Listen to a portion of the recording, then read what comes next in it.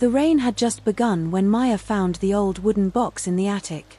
She wasn't looking for anything in particular, just clearing space after her grandmother's funeral. But when she opened the dusty lid, something inside stopped her breath. A single envelope. Yellowed, fragile, sealed, and addressed to someone Maya had never heard of.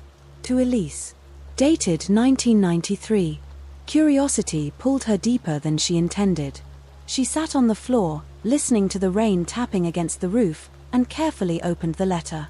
My dearest Elise. If you are reading this, it means I never found the courage to give it to you.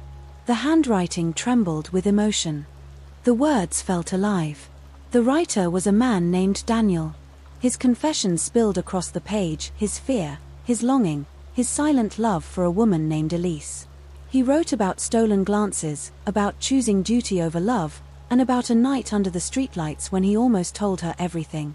But at the bottom of the letter, just before the ink smudged, there was a final line. Forgive me for my silence. You were the only home I ever knew.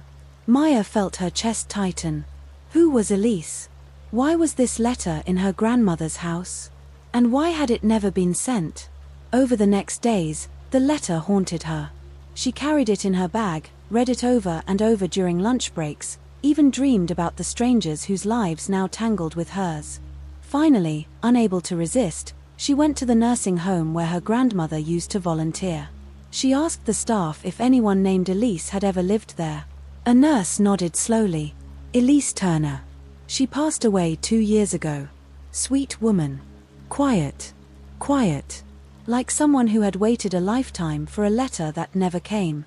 The nurse pointed Maya toward an old photo on the wall, a black and white portrait of a young woman smiling gently. Maya froze.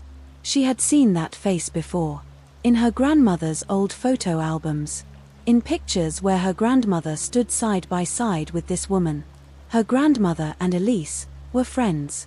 Very close friends. But then, who was Daniel to them? Determined to uncover the truth, Maya dug deeper. She visited the town archives, spoke to elderly neighbors, followed every fragile thread of memory. Piece by piece, the story revealed itself. Daniel had been Maya's grandfather's best friend. He had loved Elise long before Maya's grandmother ever met him. But he never confessed his love, not wanting to destroy his friendship or bring chaos to their small town. Instead, he locked his feelings away, and wrote a letter he never delivered. Maya's grandmother must have found the letter years later and kept it hidden, protecting everyone involved. But the truth had waited. Just like Elise had waited. 1 week later, Maya stood beneath an old oak tree in the town cemetery. The wind was soft, warm. She placed a white rose on Elise Turner's grave and read the letter aloud. Her voice broke as she whispered the final line. You were the only home I ever knew. A tear slipped down her cheek. But it didn't feel heavy, it felt like something long unfinished had finally settled. Before leaving, Maya tucked the letter gently beside the gravestone. For the first time, the words reached the one they belonged to. As she walked away, a sudden breeze brushed past her, light and warm, almost like a sigh. Peaceful. Complete. And Maya knew.